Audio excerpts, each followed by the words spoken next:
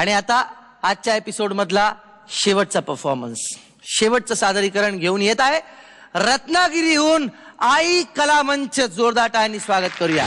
अरे कोंबड्या उठ लवकर, कुठे लपलाय हा कोण जाणे. अरे तुला उद्या मराठी पाऊल पडते पुढेच्या शूटिंग साठी जायचंय ना. चल चल उठ बघू लवकर.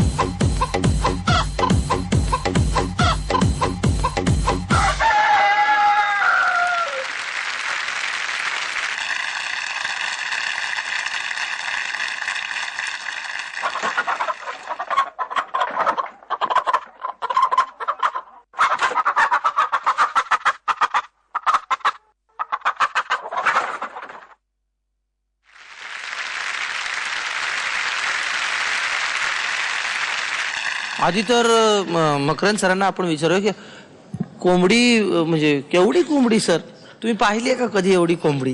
नाही रे, खरंच मी नाही बघितली, माझ्या स्वप्नात सुद्धा नाही बघितली. मला ही आयडियाच फार सुंदर वाटली बिगिनिंग, की कोंबड्याला जागवलं जाते, अरे तुला जायचंय ना शूटिंगला.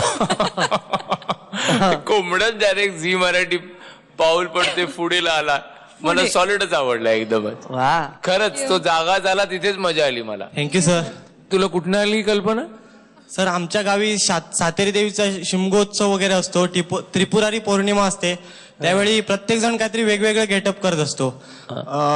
प्रत्येक वर्षी कॉम्बिनेशन होतं की कृष्ण आणि राधा मारुती वगैरे असतातच, पण आमच्या 4 मित्रांनी आणि मी सर नवीन काहीतरी आमच्याकडून, आमच्या आई ग्रुपकडून काहीतरी वेगळं म्हणून पहिल्यांदा सर कोंबडा केला. या या या या या मित्रांनो या. तुम्ही सगळ्यांनी मिळून बनवला हा कोंबडा? हा मॅडम. आणि काय मटेरियल वापरलं याचं? मॅडम फायबर आहे आणि स्टील आहे, वेल्डिंगचं काम करून वरती स्पंज आहे मॅडम. आणि ह्याचं वजन जवळजवळ 28 किलो आहे. आता पण तुम्ही मापलं तरी तेवढंच होईल. तू 28 किलो वजन घेऊन नाचतो होता इथे? वाव. नितीन सर आहेत ना आपले, नितीन देसाई सर, त्यांना सांग ते याचं वजन कमी करून देते. ते तुला एक बेटर पद्धत सांगतील, अजून तुला नाचायला सोपं होईल आणि तसाच तो वाटेलही, त्यातली ती गंमत ठेवतील. नितीन सरांना भेट आणि त्यांना सांग. आणि त्यांनी केलंय म्हटल्यानंतर तुझं समाजातलं वजन वाढेल. हो.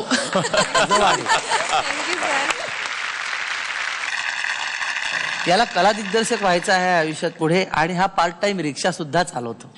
तुझं पाऊल पुढेच जाणार आणि कला दिग्दर्शक व्हायचं असेल पुन्हा नितीन चंद्रकांत देसाई.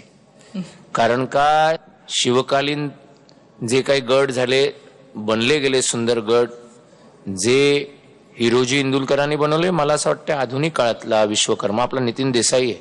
नक्की. तर नितीन चंद्रकांत देसाईकडे जा, त्याच्याकडनं खूप शिकायला मिळेल.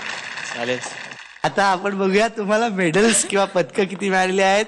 मुग्धा, मी तुम्हा सगळ्यांना ऍक्च्युली 9 मेडल्स देत आहे. वा, 9 medals मिळालेले आहेत. सर किती पदकं?